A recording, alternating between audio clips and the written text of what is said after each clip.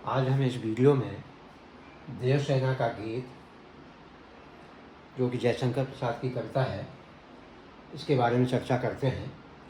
ये कविता जयशंकर प्रसाद ने स्कंदगुप्त नाटक उपन्यास से स्कंदगुप्त नामक उपन्यास से ली गई है। ये स्कंदगुप्त नामक जो उपन्यास है वो काफ़ी चर्चित है। इसमें बंधु वर्मा की बहन है, मालवा का राजा है बंधु वर्मा, उसकी बहन है देवसेना। देवसेना अपने जीवन के अंतिम समय में इस कविता को गाती है, क्योंकि वो स्कंदगुप्त से प्रेम करती है और प्रेम में असफल होने के पश्चात वो अपने जीवन को निरर्थक समझती है।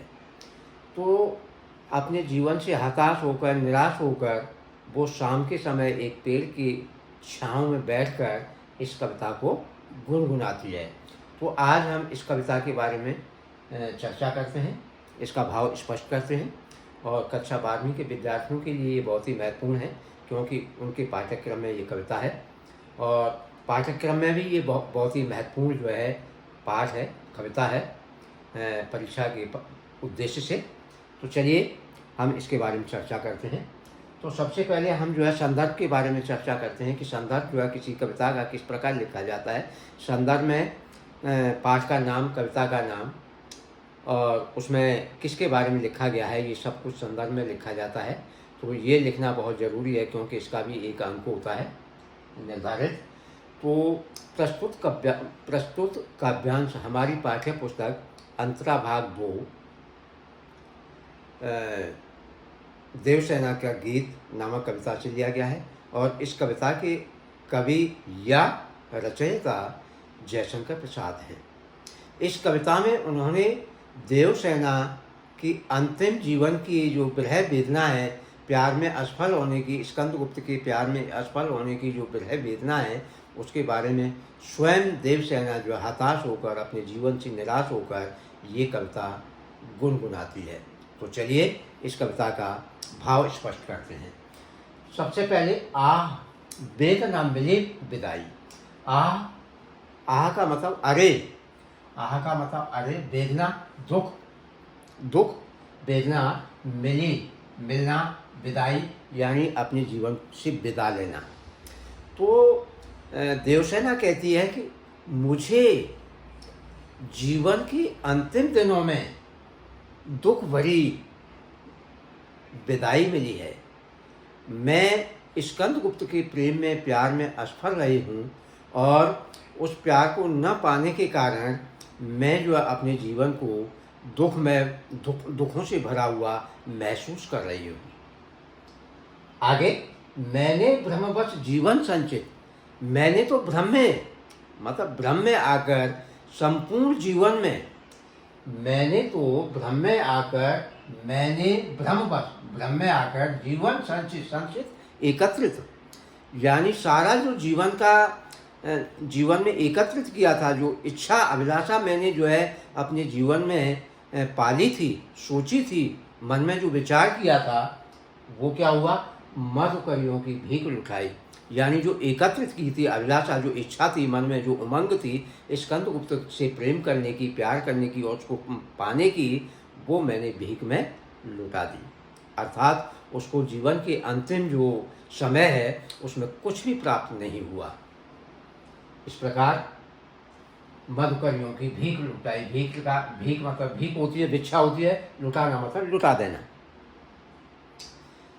आगे की पंक्ति है, छल छल थे संध्या के श्रमकण। देवसेना कहती है कि शाम के समय पर, अपने जीवन के अंतिम पड़ाव पर, अंतिम यात्रा पर, जब शाम के समय पर कोई व्यक्ति काम करके थक जाता है और उस काम करते समय उसके शरीर से जो पसीने की बूंदें निकलती हैं और वो टपकती हैं धरती पर, तो वेदना में, यानी देवसेना वेदना में व्याकुल है, परेशान है, तो उसकी आँखों से इस तरह की जो है पसीने की बूंदों की तरह जो है अश्रु निकल रहे हैं। आंसू से गिरते थे प्रतिक्षण, और उस वेदना के कारण, व्याकुलता के कारण, दुखी होने के कारण, स्कंदगुप्त के प्यार में जब असफल हो जाती है तो असफल होने पर वो दुखी होती है, तो उस दुखी होने के कारण उसकी आँखों से जो है पसीने की, जिस तरह शरीर से पसीने की बूंदें टपकती हैं, उस तरह उसकी आँखों से आंसू टपक रहे हैं।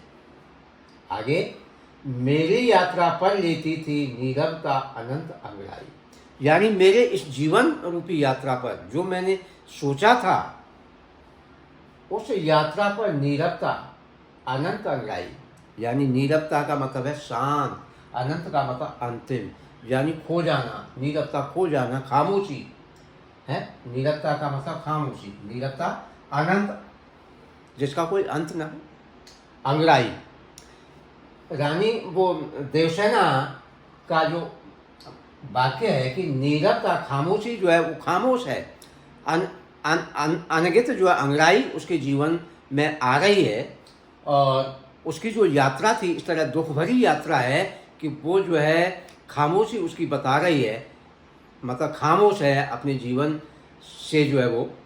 तो इस तरह उसके जो खामोशी है वो अनंत अंगड़ाई ले रही है। कहने का मतलब ये है कि देवसेना स्कंदगुप्त से प्रेम करती है, प्यार करती है, और उसके प्यार में जो असफल होने पर अपने जीवन को निरर्थक समझती है, बेकार समझती है, और यह कहती है कि मेरे जो है जीवन की जो अंतिम विदाई है वो जो है दुख भरी हुई है। यानी मैंने जो सोचा था स्कंदगुप्त से प्रेम करने का, तो वो मुझे प्राप्त नहीं हुआ, तो आखिर मैंने जीवन में क्या प्राप्त किया, सिवाय वेदना के, सिवाय व्याकुलता के, सिवाय दुखों के।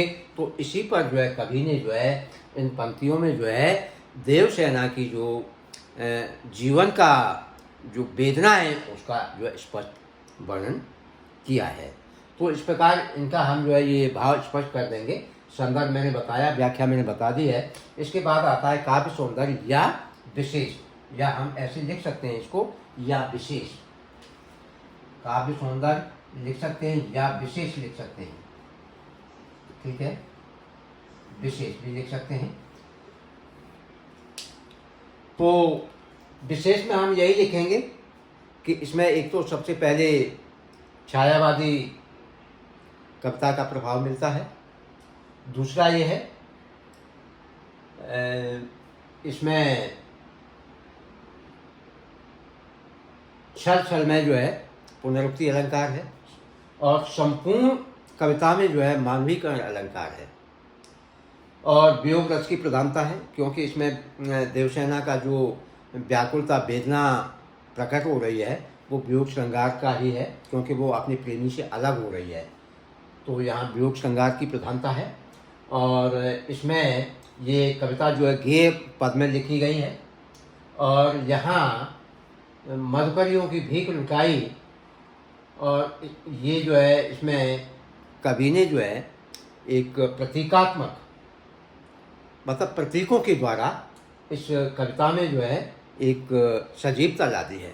ऐसा लगता है कि जैसे कवि वास्तविक रूप से जो है उसकी वेदना को जो है प्रकट कर रहा है।